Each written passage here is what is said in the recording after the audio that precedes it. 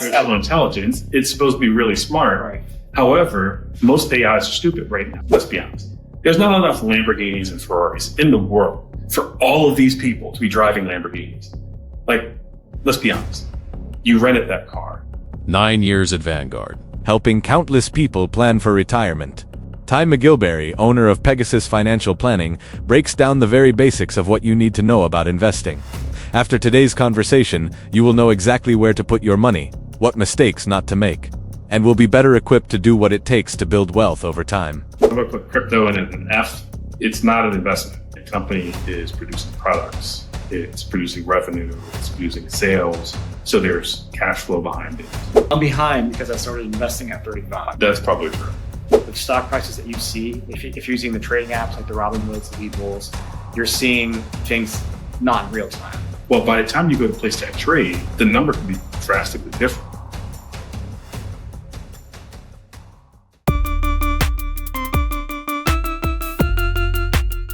So I think the thing that the world is missing today, especially in a lot of young people, is really the knowledge of how to invest and how to plan for retirement. You know, there's a lot of confusion in social media right now, at least in my feed. I know everyone's feed is different. Yeah.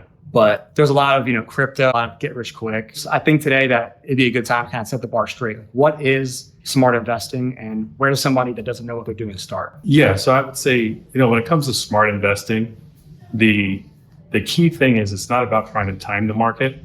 It's about time into the market. If you have a plan and you stick to that plan, whether it be to invest in stocks and bonds and mutual funds over a long period of time, if you set your risk profile up and what you're trying to do, then you really can be successful long term. But if you try and cut corners, pick the next hot thing, you're probably going to set yourself up for failure because you don't know what the next hot thing is going to be. I love Instagram. I love TikTok and, all those other things. You don't know when you're watching those videos, the credentials behind the person giving you the advice. Yeah, a lot exactly. of times. That's a big thing. And, I wouldn't take advice from my neighbor who is a civil engineer, but then they wouldn't take advice from me on how to build a bridge. So it's good to make sure when it comes to where do you start with people who are in the industry, ask them questions. I think we've lost sometimes the ability to go out and talk to strangers and just be like, hey, tell me about yourself. Because we're so wrapped up on our phone these days that it's so easy to just be like, oh, I'll do ChatGPT, or I'll just watch a couple of reels, or I'll do some research. But you don't know if the research is out of date. You don't know if the information you're being given is correct. You don't know how to apply the information to you because what works for one person might not work for you. And so there's a lot that goes into financial planning. There's a lot that goes into investing, and there's even more that goes into insurance. And so that's before you start thinking about taxes or anything else. So it really is about making sure that what you're trying to do is all encompassing and that you're not trying to cut short or, cut corners or anything. I love AI. I love asking questions about everything. I feel like financial planning is probably not the best thing to ask ChatGPT. Why is that? The thing about ChatGPT and Claude and, I can't remember the Microsoft one, but the problem is that a lot of times it's like when you Google something. You're going to put something in, it's going to give you an answer. But if you don't know whether that answer is correct, then you're going to make it feel like, oh, it knows what it's talking about. And you're taking that as artificial intelligence. It's supposed to be really smart. Right. However, most AIs are stupid right now. And I've done this. I've put in information into ChatGPT and said, okay, build me a financial. It's funny because it'll give you numbers and you'll feel like it's building what you're asking for. And then when you go to verify the data, if you don't know what you're verifying, you don't know that it's not applying the interest rate that it showed you. You don't know that it's not applying the inflation rate to your spending. It's guessing that, okay, your expenses are going to be X, Y, or Z. But then even though it gave you a spreadsheet, you have no way to verify if that spreadsheet is correct because unless you're in the industry or have gone to school for finance or a family member who taught you it, you're looking at it and saying, oh, it's artificial intelligence. This must be right. It's pulling from millions of people and all this data. But then when you actually check it, a lot of the information is wrong. They don't set it up so that it's an actual professional. Most of them are programmed to be conversational, to make you feel like, oh, I'm talking to a friend, whatever. But they purposely don't go to the step of, okay, this is something that can give you professional advice, whether it be medical advice, mental advice, financial advice, whatever the advice is. Most of the time, the chat engine is going to give you something very generic that's not really going to be based off of what's going to be best for you. I'll put things in. I kind of realized that it's a lot of times at surface level. Yeah. So it doesn't really know who you are, where you live, unless you tell it, right? But who you are, where you live, what your background is, what your spending was like. It's just, as you said, it's giving you just generalized advice that anyone it could apply to, right? So that's where it could get dangerous. But why is that? Really, the reason why I would say it's dangerous is because one of the hardest conversations I ever have is when someone comes to me later in life and they're telling me, oh, I want to retire. Then we start to look at the numbers. You look at you and say, all right, well, based on your numbers, the math doesn't work. You don't have enough to retire, or the decisions you've made up to this point have put you in this situation. And so if you're relying on AI to tell you what you're really going to need, but don't know how to verify the calculations, and you don't know how to make sure that the information it's giving you is right, then it might be giving you advice from years ago. Like, oh, take your age and subtract 100. And that's how much you should have in bonds or stocks or whatever it might be.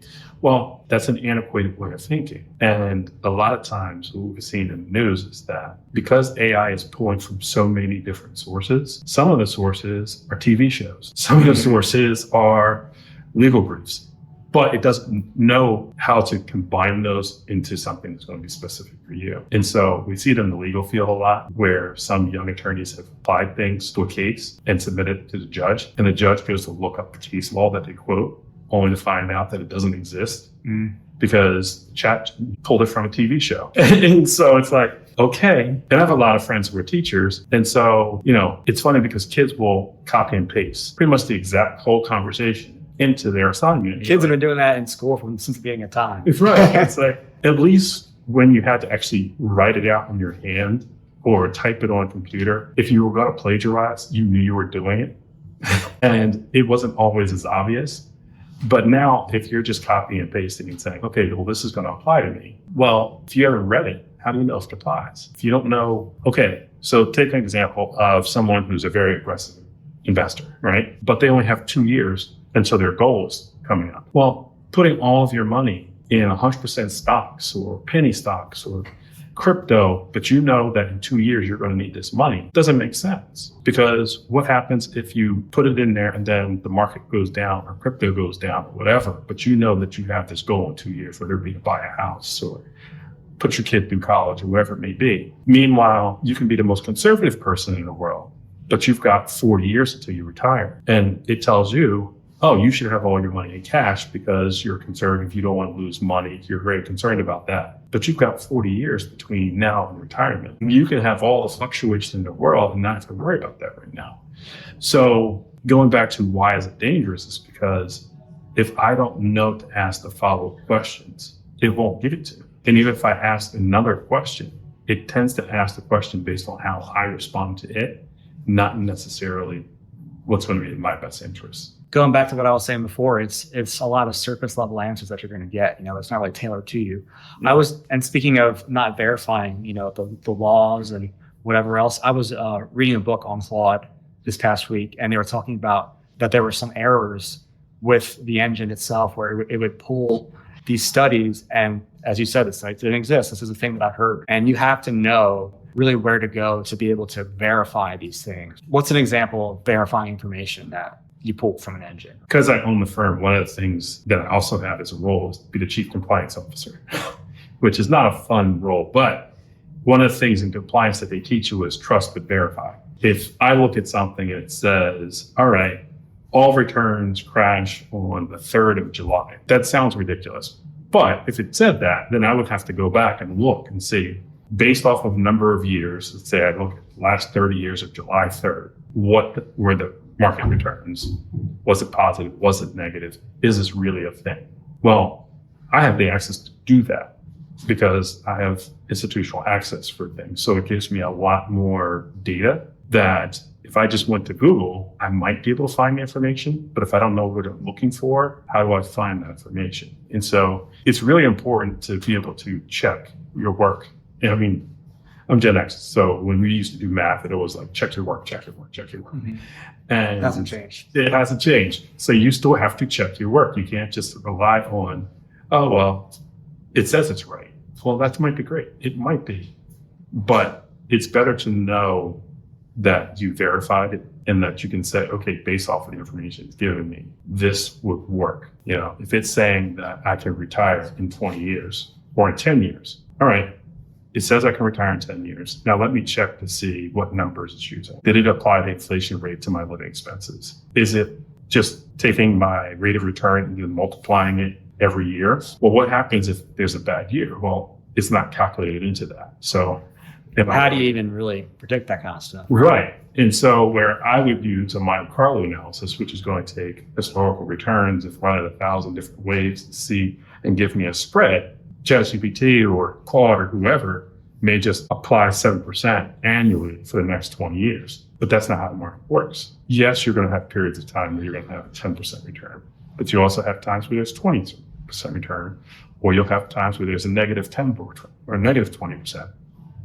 So you need to be able to apply variables, and that's where it can get in trouble, because it's like, okay, well, if I just use simple compounding is going to make my returns look a lot better. However, the market doesn't go up at simple compounding rates. Mm-hmm.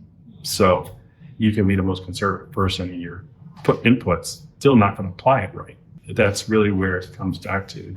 Verify, use financial planning tools. And most retail people don't have a financial planning tool to use. You don't have to come to me, but go to some professional that can do financial planning and help you with projections. Because whether you just pay them for a one-time fee or use them for the rest of your life, at least you know that you had a professional. You wouldn't try and operate in your heart by yourself. So why? People think, I can just Google this. And I'm good at math. I should be okay.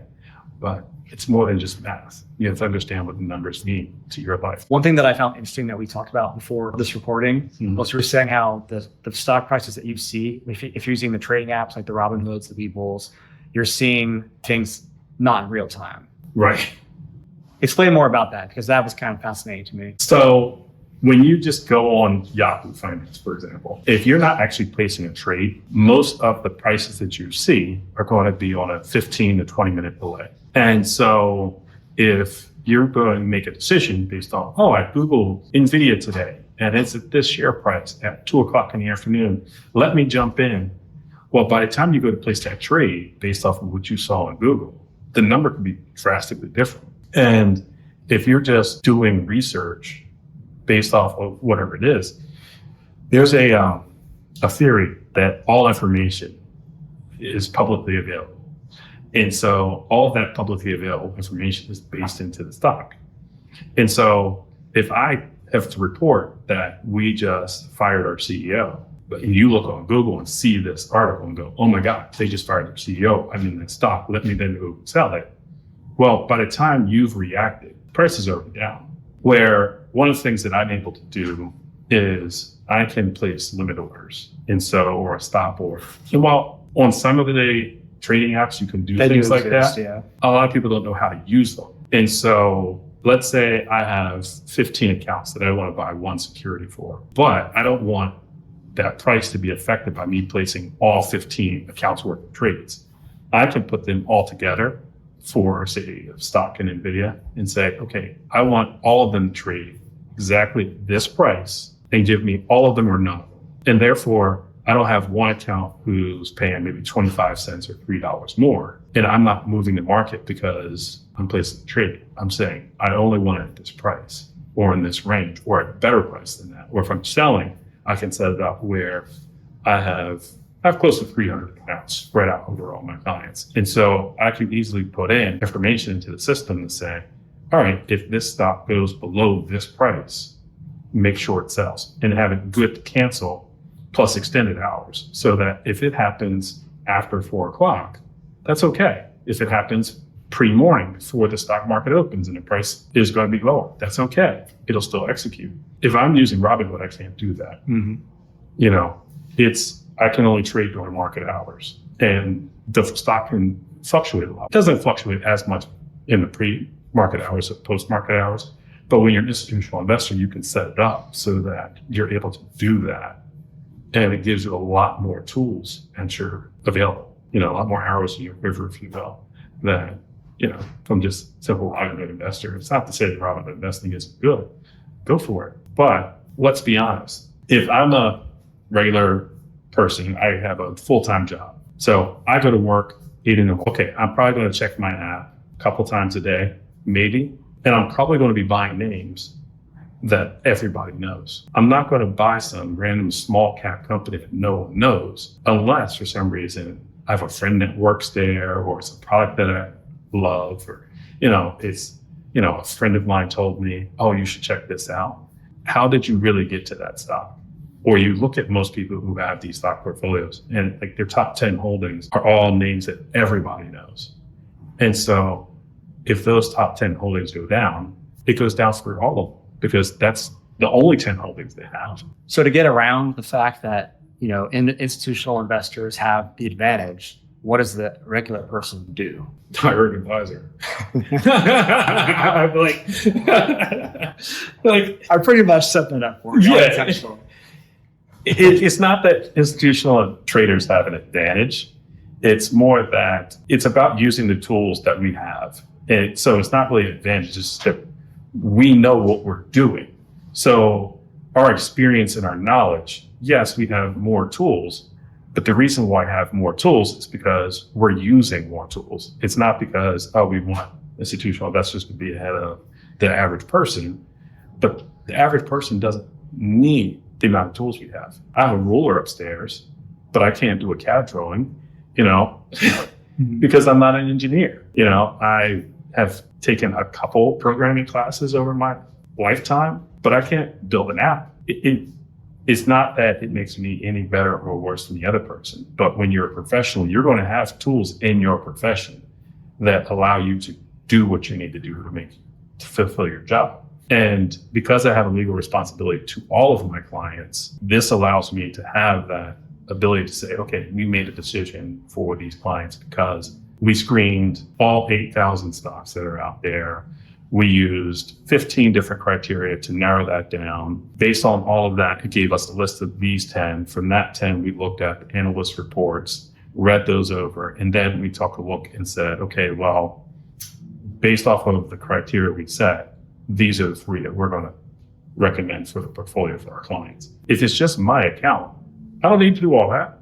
I can just just put it all in Apple, and hope that in 10, 15 years, my price is higher. But I have legal responsibility to my clients. And so I have to do a lot more research and have more tools. And the average person can do it, but they have to pay for it. I have to pay for it. So would you. So it's not that I'm really set up better. It's just that I pay for the tools I have. And I don't even have all of them. Like if you look at some of the Wall Street firms, you can get a terminal called Bloomberg Terminal. Those things are hundreds of thousands of dollars a year so that you can see real-time quotes for things like bonds or stocks or whatever is on that terminal. I've never used it. I've seen it when I was at Vanguard, but I never had to use it. And so if you're spending that kind of money over a year to have that kind of access, a regular person doesn't need it if I'm just sitting doing my regular job. No offense, but when I was a server working and taking people their food, I didn't have time to be thinking, okay, what's my stock portfolio doing today? I could do it after I was done work. And guess what? By that point, the stock market's closed. Mm-hmm. So any decision I would make at that point, the stock market's already moved on. So I'm not going to beat Wall Street. And so unless I'm going to quit my job and make it a full-time thing, better to hire somebody who can do it for me. Let's say somebody wanted to do it themselves and they just have one of the apps. What do you recommend is like the safest play for them to do? What's the playbook? Or what would you tell them? I would say if you're going to do it on your own, don't play the game of individual stocks. You're not going to be able to diversify out the risk of company risk. If you can only buy one share of one stock, you're much better at putting your money in like a mutual fund or an ETF, which let's say I have $5,000 that I want to invest. I could put my $5,000 in maybe 3 or 4 different ETFs or mutual funds, and that will give me exposure to all the stocks in the allocation that I need. So if I need to be 60% stocks and 40% bonds, I can do that easily with a mutual fund and ETF. But if I'm trying to buy individual stocks and individual bonds, I might not be able to do that because if I have $3,000 again and NVIDIA is going for $200 a share, okay, well, I could spend all of my $3,000 on NVIDIA and get myself 15 shares. Or I can get myself maybe a handful of shares in NVIDIA, but then what do I do with the bonds if a bond's going to cost me $1,000? Okay, so do I buy one bond, hope I get it on a discount, and maybe instead of $1,000, I pay $800 for that one bond that will mature to $1,000? Or there's so much that goes into it. So if I'm just starting out, you are better off with a mutual fund or ETF that's going to give you the diversification so that when the stock market crashes or when the bond market crashes, it's not because one company went bankrupt. You know, a hard thing for people to see is you don't know what's going on at the company. And by the time something terrible happens, like if the company goes bankrupt or there's a major scandal at the company. And if you see it on the news, it's already too late. If you've seen it on the news, you're done. I'm old enough to remember the dot-com bubble. I was still in school, so it wasn't like I was working or doing anything then. But it was a situation where you had these companies that were getting valuations, but they didn't have any products. It reminds me a lot of crypto because there's no product. A lot of AI too. Because they have all these products and they're putting billions into it, and they just can't monetize a lot of this stuff. Yeah, the biggest thing I would say, the difference between, say, the AI part and the dot-com was that literally all you needed was a website. Your website didn't need to do anything. It didn't need to have any products. It was like, and then it would just give you millions of dollars. But with AI, at least with the big names, the AMC, the NVIDIAs, they also have other businesses that produce the chips. You know, you look at these companies that are behind it, not ChatGPT or Anthropic, but they're also not publicly traded. Anthropic and OpenAI both talked about possibly going public. Maybe this year, maybe next year, we don't know. But when you look at Gemini for Google, Google has a whole business behind it. So yes, they're pumping money into it, but they have other revenue streams. Even with OpenAI and Anthropic, yes, they are strictly kind of the big model that everybody is using, but they are signing deals with companies like Apple and Google and all, so they have revenue coming in, which is something that's very different than, say, the dot-com bubble, which was followed by the corporate scandals with Enron and things like that. I can see why people are worried, and it's not something I say, oh, don't worry about it at all. It's something to keep in mind what's going on, because eventually you are going to have winners and losers. But what I can at least say is that there's at least revenue behind those companies. Now they have to figure out how to monetize the actual AI portion, but the companies behind it are still getting revenue in. It's hard to put a number on companies that aren't publicly traded. But the ones that are publicly traded, like say NVIDIA, I keep coming back to that. If you play PlayStation, their chips are in it. If you have a computer, their chip is probably. You look at Taiwan Semiconductor. If you've got an iPhone, their chip is in it. You know. And so the infrastructure around the AI are the companies that we mostly think of as the AI trade. But those companies are not pop-up companies. They're companies that have been around for decades doing the same thing that they're doing now. And they've just pivoted with the new technology. Right. They're just creating the platform to train the tools for AI. But they still need the chips. You know, they still need all those other things. And so as much as there's noise about it, it's a small part of what those companies really do. And so it might be their growth engine, but it's still a growth engine. We'll figure out what happens in the next 10 years. Can't tell you today. Right. But 10 years, we'll look back and be like, oh, okay. Looking back at this last year, all the evaluations, and you talk about the bubble, dot-com bubble, and now the big thing is the AI bubble, right? So everyone's speculating what the next big thing is going to be. Anytime any one of these companies makes some kind of partnership or anything, there's, oh my gosh, you just mentioned AMD. They put their AI chips or whatever like into Snapchat. Mm-hmm. And now all of a sudden, like as soon as that partnership went live, boom, 20% boost in the stock. And then NVIDIA, same thing with NVIDIA. They have the largest customer in the world buying their chips, right? Mm-hmm. So now, like, and then their stocks went through the roof. And anytime any little thing happened, it just became like, was it revenue based? Maybe. Was it hype based? I'd say a lot more of that. And you say to not do a lot of individual stock tradings, but in that time frame of 2025, when all that was going on, I was all about individual stocks because I'm like, this is going to be the next big thing. On my portfolio, I'm so just tried and true, like ETFs, like QQQ, BO, like just keep things mostly in there. But when all that started coming to the surface, I'm like, I think it's time to buy some individual stocks, and it worked. Yeah, but and I ended up trading them, then just going back into the ETFs again, and it worked. But let me go back to when I was early into trading. Let's say like 2018, I think is when I really started to get into because it became easy. Most apps did a lot of individual trading, a little bit of crypto, and not a lot of profit. Not a lot of profit in buying individual stock. And I got tired of just losing money. And I got to the point where I'd say, all right, well, what's going to make me a steady income? All right. So yeah, my whole point really is like the AI is like, it's almost the same thing as the .com. It's like our version of the Industrial Revolution. It's the biggest technology shift in our lives. So, there's money to be made. Yeah. One, rising tides rise all boats. So if you look at, if I have QQQ and I have VOO and I have all these others, and then I go out and I buy NVIDIA also, but then I actually go into the ETFs or the mutual fund I have and look at their top 10 holdings, I already have it. And so it's not that you can't make money timing the market. It's just that in the long term, it tends to be a losing strategy. And while I played baseball growing up, the home run is amazing. Love hitting them. However, if I need to get the runner home from third and there's no outs, a pop up the right field will do it. A single will score the run. They're not sexy plays, but in the long run, it makes us a more successful team. And so everybody wants to play Moneyball.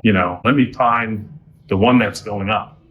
But if it's going up, and especially if it's hitting all new highs over and over and over again, at a certain point, it is going to start to come back down. Now, it doesn't mean that it's going to come back down to what it was, but depending on when you got in, there is a sequence of returns. So if I get into the all-time high, and then it kind of comes back to life, and then just kind of trundles on for a few years, most people are going to sell when it comes down. If it comes back, like say it goes up like 100%. If it goes up to 100% and it comes down 20%, but I got in at the 100% level, I'm not going to wait for it to get back to where I was. Most people, investing is counterintuitive because when stocks are at all-time highs, the institutional investor is probably selling. When stocks are at rock bottom and you're hearing on the news, stock market lost more money today than ever, we're probably in your bond. I'm pumping all my money in there too. Right. But most retail investors are hearing that and going, oh my God, the stock market lost all money, biggest loss, whatever. But there's two things that happen. First, you're making an emotional decision because you don't have a plan. But then second, the way that the news reports on or the market performance is very different. When they say that the stock market has reached an all-time high, it means that stocks have never been worth more money in its history. Which over time happens like almost every year, every couple of years, right? Every few years, we're going to hit a new high, right? So if once every 5 to 10 years, we're going to hit an all-new high, okay, well, we've hit an all-new high. However, when they report that the stock market is down, and they say this is the biggest loss in the stock market's history, percentage-wise, it's not. It might be down 0.5%. But because the stock market's value is so high, 800 points looks like it's a big drop. 1,000 points looks like it's a big drop, and it is for that day. However, if the stock market is up 1,500 points for the year, and it has a 500-point drop, you're still up 1,000 points for the year, even if it was the largest drop for that year. And so how we report on the news versus what's actually going on in the market are very different. Because when they say the stock market's at its biggest loss of the day or the year or whatever, okay, points-wise, 800 points, 1,200 points, whatever it might be, that may be the biggest loss ever. But percentage-wise, it might be 1%. But when they say it's at the all-time high, you literally haven't ever been higher than this. You look at the S&P 500. What are we around 7,000 right now, right? But 30 years ago, if the S&P 500 was at 1,000, if it dropped 10 points, it was a 100-point debt. That would have been crazy. People would have really panicked if the S&P 500 dropped 10 points or 10% in one day. But if the S&P 500 drops 100 points today, no one thinks about it. It's just Tuesday. So it's not about the amount that is down. You know, you look at the S&P over the last 31 years, we've had 7 down years. That still means you've had 24 good years or in positive territory. So I go back to, it's not sexy to have average returns, but average returns are how you reach your goals. And build wealth, right? And build wealth. Meanwhile, I could have put all my money in GameStop, to the moon, rockets, and all that stuff. And then, you know, most of those people lost their money because they were chasing a fad. It's not to say that a fad isn't good. You know, NVIDIA, all those, yes, they're going up. However, have a plan. You'll never lose money taking gains. So if you have gains, you'll never lose money taking gains. You know, Jim Cramer used to say, I don't know if he still does because I don't watch his show as much as I used to when it first came on. He would say that bulls make money, bears make money, but pigs get slaughtered. So don't be greedy. Take your gains. It's okay. You know, Why do you think people chase those returns instead of staying the course? I would say that most people chase returns because of FOMO. The fear of missing out. What if this is the next Apple? I could have invested in Apple in 1977 or whatever it may be. Okay. What if it's the next Enron? You know, we are so, especially with AI and social media, it's so easy to get caught up in the noise that you're like, well, so-and-so is making money.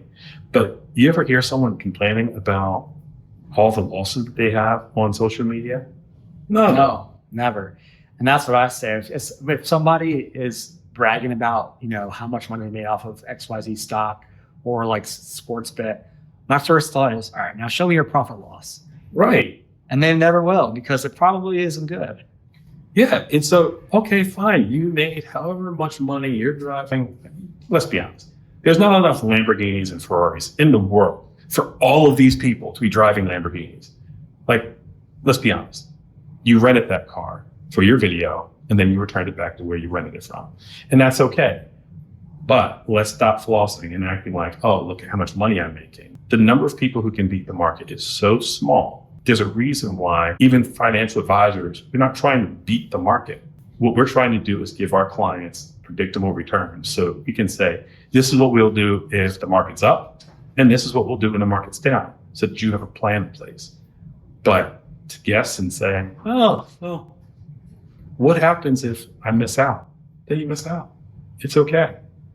If your portfolio is going up, even if your portfolio is going down, how are you judging, you know, the returns? Are you just judging it based on large swings? Or are you saying, okay, we've been together for 8 years. We've had a steady return. You've explained things. You've answered my questions. You've answered my questions besides about my stock or bonds. You know, you've helped me to make other financial decisions. All right, well, we can go somewhere with this. But if it's strictly about returns are fleeting. You don't know what tomorrow's return is going to be. And past performance is no indication of future performance. That's the classic disclaimer, right? Right. It's like, I don't know. I've seen too many people who get burned because they're like, oh, I've lived it. My neighbor told me to invest in this. Or I had a client call me once and tell me, oh, my brother told me I should invest in this startup electric vehicle company. I was like, absolutely not. I was like, here's what I'll do. I'm going to research it. So I, went into my own tools and I pulled up their reports. Like, no. I remember when I was in college, I had to do a report for my finance class. And I had to read 10 years worth of annual reports for Blockbuster. Sounds fun. I think that actually would be fun. Just seeing how things went. The key thing about the annual reports is that you're going to have commentary from the CEO and leadership of the company, right? And the first couple of years, and most people don't realize that Blockbuster had the opportunity to buy Netflix. I remember that. Yeah. For like $1 million. And they said, no one's going to want to wait 3 days for this to come in the mail if they can just go into a store and pick it up today. And so they're like, no, we don't have to worry about that.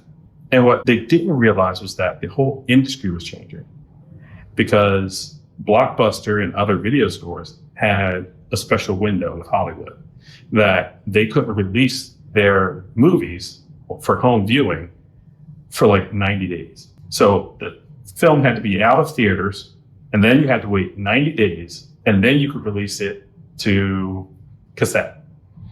All right, well, if I'm Blockbuster, I get the cassette in 90 days. It's a new release. I charge more for it. It's going to be at least another 90 days before they format it for television or longer. So I have this window where I'm the only game in town, but it didn't cover DVDs. And so where Netflix was like, hey, we'll just ship it out to you. We're like, well, no one's going to do that. And they're like, well, no one's going to buy DVDs. And they were so stuck in their way that they made money the first year I started reading. So I did this project, I think it was during my MBA program. So it was sometime probably around 2011. And they made money 2001. Then they lost money for 9 straight years. They ended up going bankrupt, as we all know.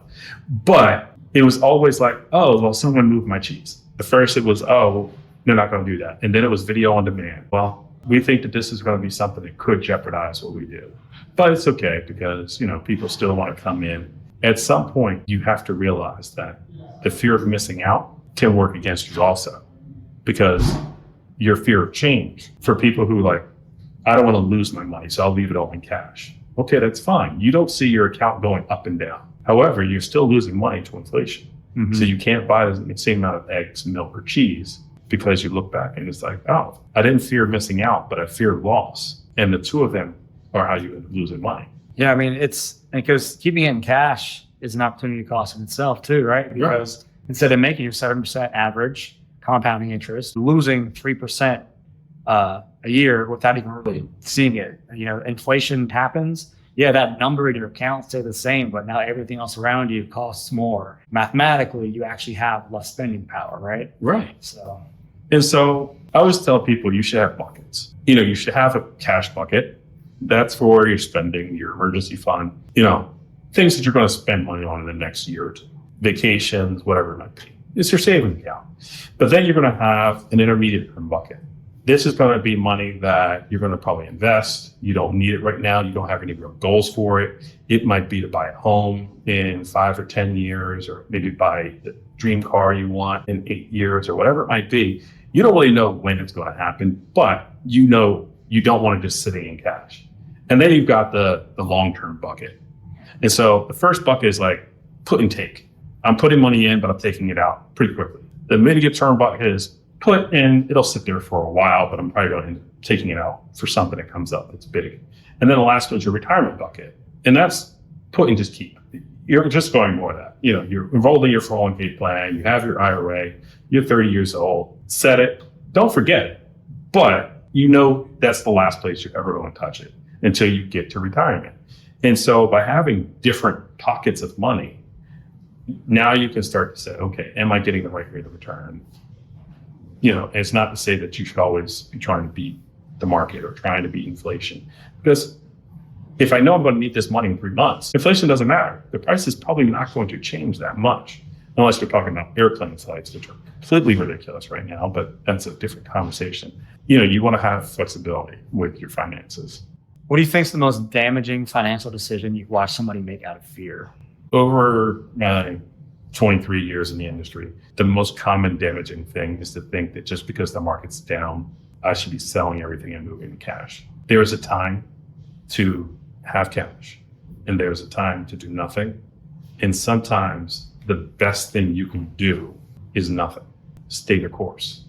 You have a plan, you put the plan in place for a reason. And, I think about some people that I've known who've been clients of mine. And because I didn't become an advisor until 2013, I wasn't around. I mean, I was around, but I wasn't in my advisory role in 2008 when the stock market crashed because of the mortgage bubble. But I would start talking to people in 2013, 14, 15, 16. And these people have been sitting in cash since 2009 when the market crashed. Meanwhile, the market had been up since the end of 2009 and most of 2010 And then, so they missed all of these gains because they feared, well, what if it's another Great Depression? There's a lot that went into the Great Depression. We're not going to get into that today. There's so much that went into that to say, what if we have another 10-year period where the stock market crashes? We have a dust bowl in the middle of the country where things are covered, crops are failing. Like, people don't realize all the things that went on during that 10-year period of time. And then to say,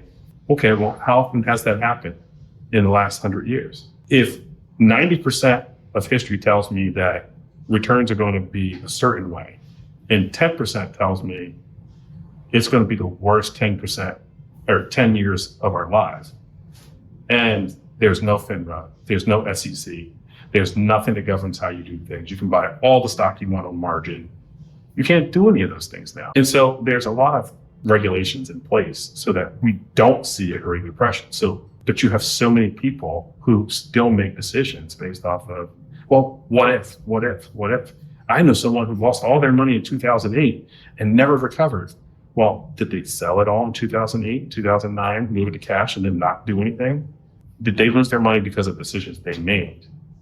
Or did you talk to the people who at the end of 2011, 2012, 2013, were talking about how much money they have more? Validate, like we were talking about earlier, trust but verify. Validate what you're hearing. So that's the biggest mistake I hear people make is, oh, I'm going to move everything to cash, or I'm going to make a decision because of emotions. Most of my current clients, I don't have to worry about that with them, but I've lost clients over the years who were like, Ty, I trust you. I know you know what you're talking about. I just can't see the market going down. Okay, it was COVID. I get it. And like, what happens if just the world goes? Like, I get it. This is a once in a century situation. If the world goes to shit, we have a lot more to worry about than the stock prices. Right. And the thing I kept telling people during COVID was, we are at home. However, companies are still making money. A lot of companies were making record profit. And so if we're still making money, then the way the stock market is valued is stocks are going to rise. It wasn't until inflation hit, because of decisions that happened then, that we had to look at what happens when interest rates go up. But in the moment, don't make a short-term decision. And just stay the course, because you can look at COVID. COVID was a 20% drop in the market overnight, right? Right. And where are we at now? 6 years later, it's bounced back and then some. Yeah. So if you just stay the course and you just don't panic, don't sell, just keep going until you get to that point in life where you're ready to take it out because you plan for this, right? And if you even look at COVID, right? So market crashes March, April, right? May. If you did nothing, by the end of the year, the market was in positive territory. So if you did nothing, again, sometimes the best thing you can do as an investor is nothing. Trust your advisor, trust the people who know what they're talking about, and do nothing. Trust the plan that you have in place. Because if you have a plan, you have things that you put in contingencies for those situations that happen. It's when you don't have a plan and you're just out there, oh, I think this is going to be good, or oh, I did my own research, or I threw this in ChatGPT, or whatever the catchphrase is, you really don't have a long-term strategy.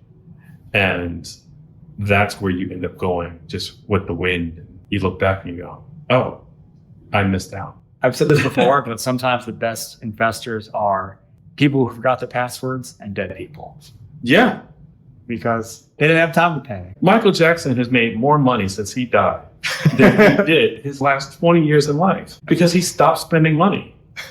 It is ridiculous how much money. Well, his estate. Yes. His estate has made crazy money since he died because he's not spending. Can you believe, I'm sidebar here, but can you believe he's still a top 10 artist, like streaming artist right now? You know, when you have good music unites people. And there's, you know, when you have generational talent, they're not using synthesizers or things like that. You understand the words that you're saying. And it's not the, you know, bash trap rap or anything like that. But when you have someone, you're like, the music moves you.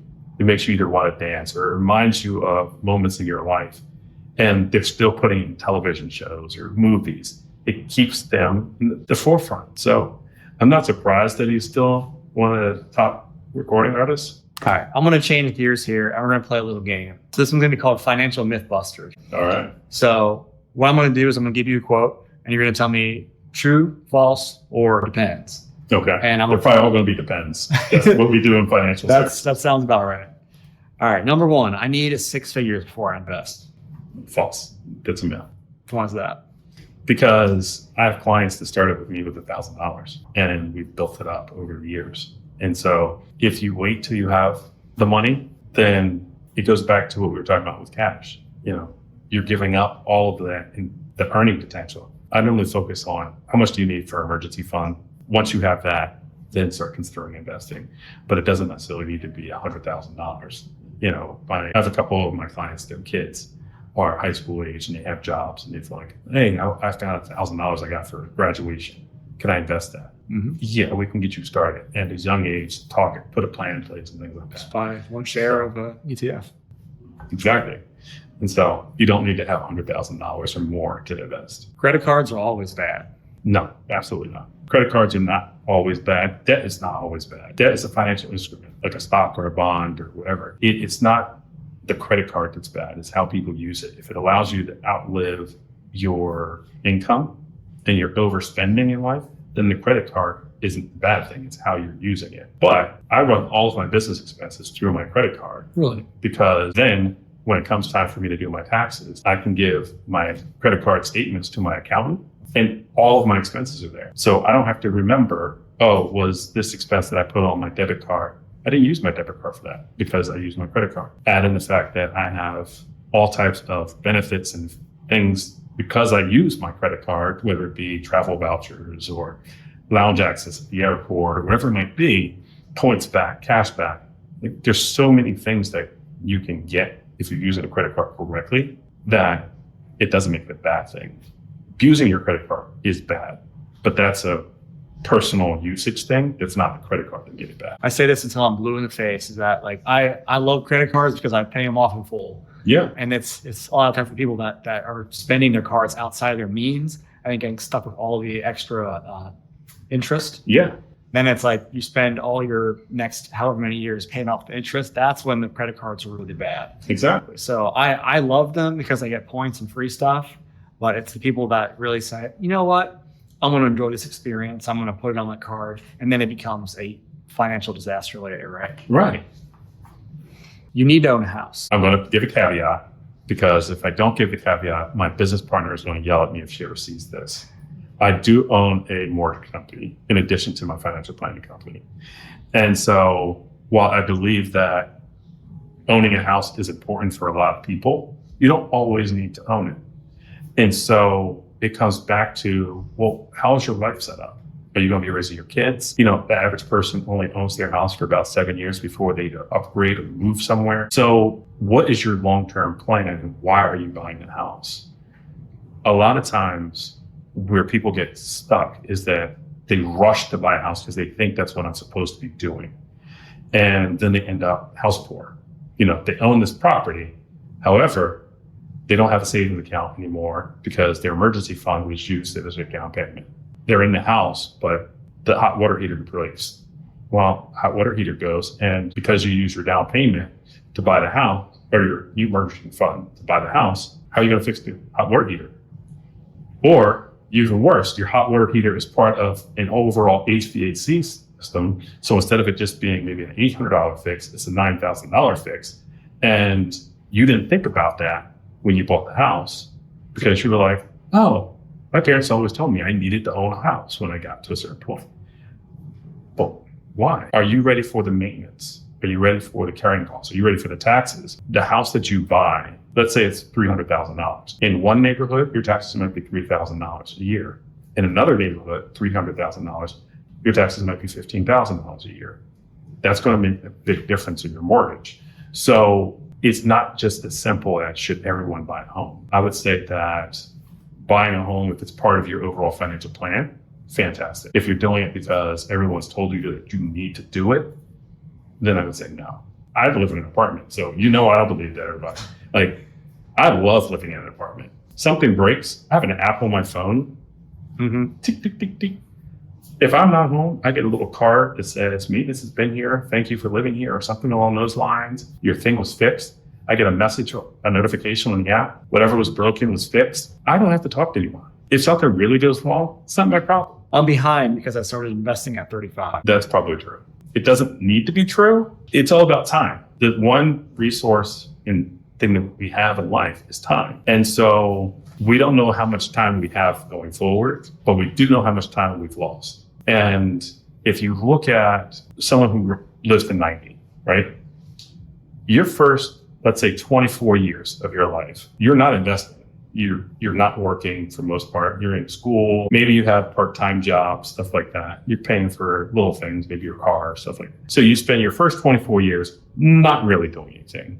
And now from 24 to say 65, I need to put all the money away that I'm going to need to live from maybe 65 to 90. Well, that could be another 30 years for some people. If I lived to 95, that means that I've spent 2/3 of my life, the first half and the last, or not the first half, the first third and the last third, not working. So if I only have that middle third from 24 to 60, and I spend half of that time not investing, it means that when I do start, it doesn't mean I can't catch up, but it does mean that I'm behind the eight ball.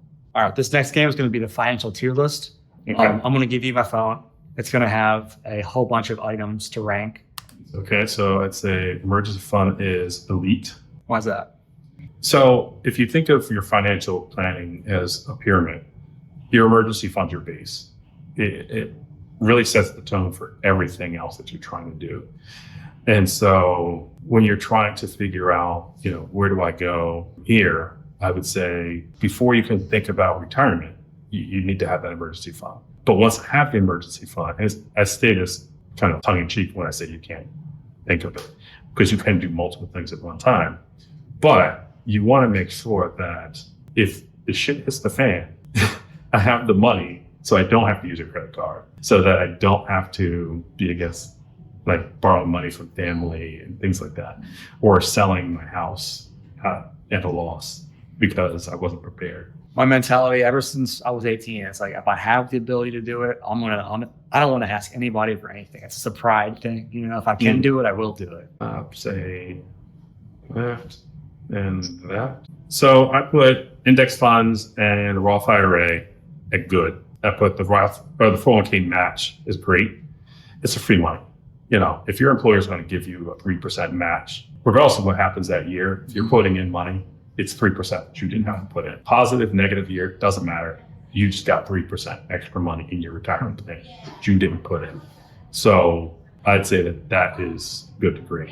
In the military, it matches 5%. So anyone that I work with that doesn't have 5%, I will go in there and put it at 5 for them. Right.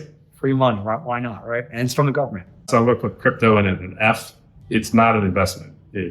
There's nothing, and I say that in how we traditionally define an investment, in that it has revenue behind it. It has intrinsic value based off of, you think about a company is producing products, it's producing revenue, it's producing sales. So there's cash flow behind it.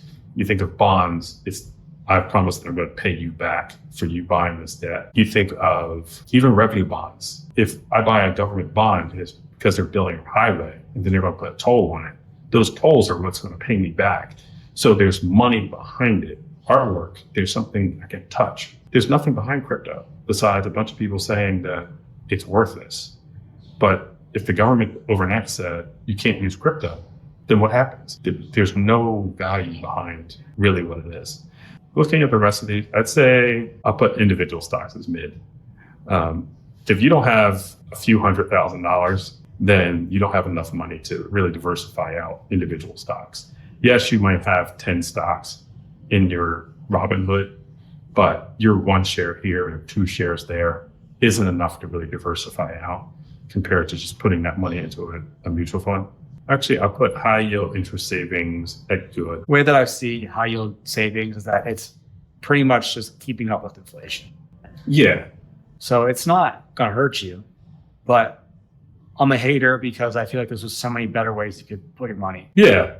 Actually, I'll move index funds up to, no, I'll leave it where they're at. Paying off your mortgage early, I'll put that as a mid. And the reason I say that is because I teach my clients the rule of 8% as a way to manage debt. So if your interest rate is below 8%, in the long run, it's better for you to pay the minimum and invest that extra money over a long period of time, let's say for retirement, because you're going to get a better rate of return by investing in stock. So if the stock market is going to return 8 to 10% over a 10-year period of time, but you want to try and save yourself 3% on a mortgage, you're actually giving away money. Where if you have a credit card and the credit card's 19, 20, 30%, you're not going to invest your way out of that kind of interest. All right. So in that case, it's better for you to pay that off as fast as possible. So I'd say paying off your mortgage early, while it's something that weighs on a lot of people. HSA I also put as mid because most people really don't understand how they work. What is an HSA? HSA or health savings accounts. It's basically a way for you to invest money that you will later use for health expenses. I really don't know if that's a good thing. I know a lot of people have them. A lot of corporations offer them for their employees. And so from an employee benefit standpoint, okay, fine. If your employer's putting money in, then use it. But if your employer's not putting money into it and you're just putting money into it, then why are you, like, do you have a health concern? Then okay, fine. If you're perfectly healthy, are you banking that later in life, these things are still going to be around and you're going to be able to use it for this? Okay. All right, maybe.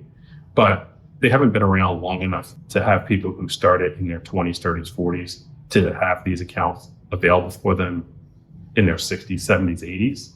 So I don't know enough about their long-term usage to say that it's really going to be a good thing when you can plan for things like that using an emergency fund and other assets.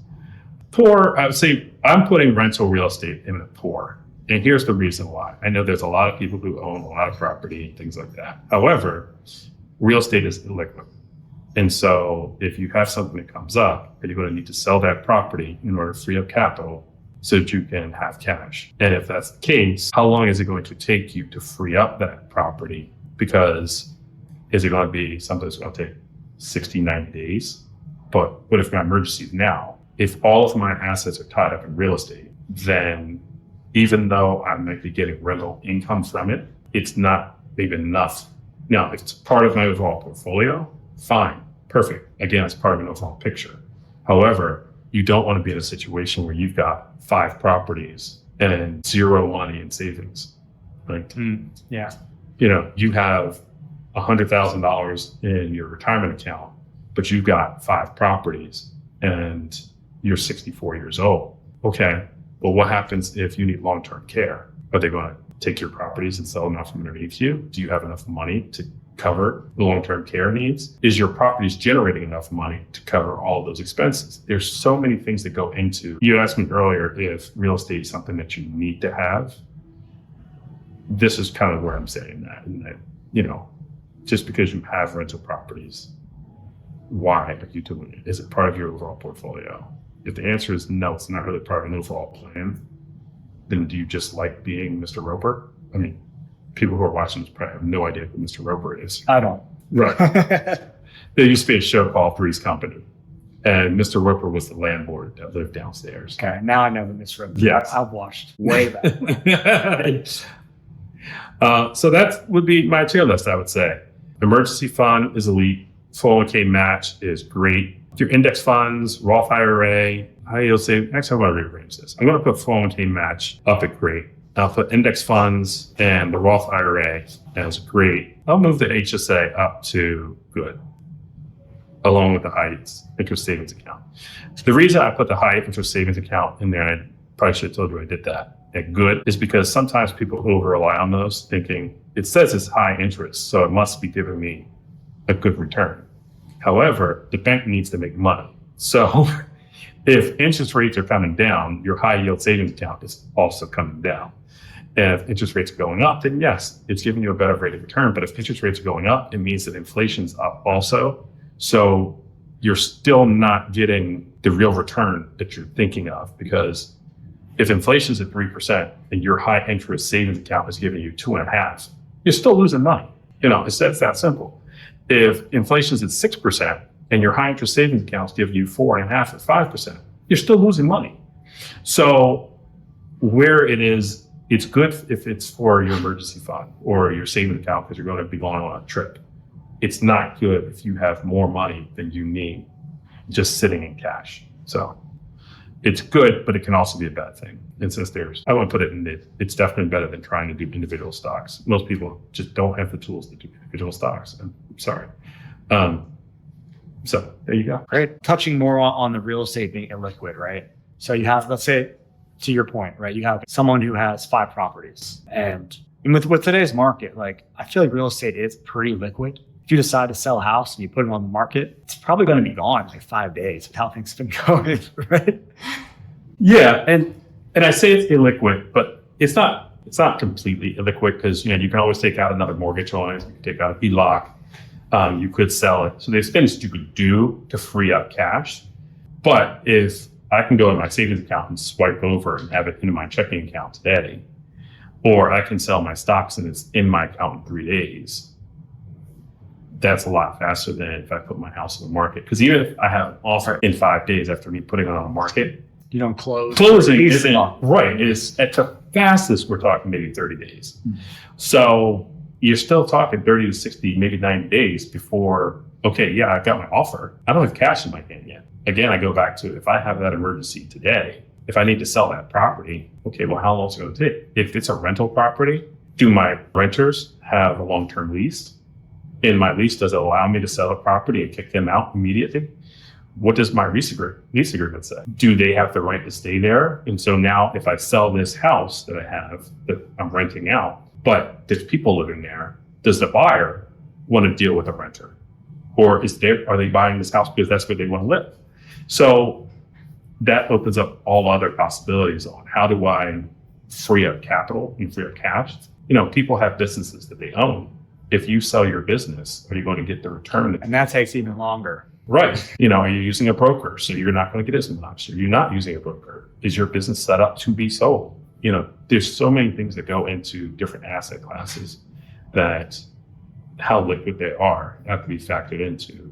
Well, what happens if tomorrow I need to liquidate? What do I liquidate first? And that goes back to buckets. If you have the bucket that says, I can spend this now, great. You keep that to what, is within your means, right? Mm-hmm. As long as that bucket is good and the other buckets have what's spilled over from that, then. Exactly. So that's why emergency fund was a need. All right, Ty, well, thank you. Any other closing thoughts? No, thanks for having me. I look forward to seeing this and let me know. I'll share it, stuff like that. Tag me on any Instagram reels. And speaking of which, where can people find you? You can find me at PegasusFinancialPlanning.net. But you can also find me on LinkedIn. You can follow Pegasus Financial Planning, RIA, on Instagram and Facebook.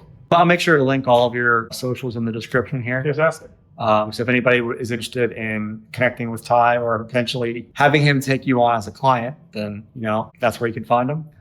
Absolutely. Great. I guess signing out from those who know all the information to help you get healthier, wealthier, and wiser.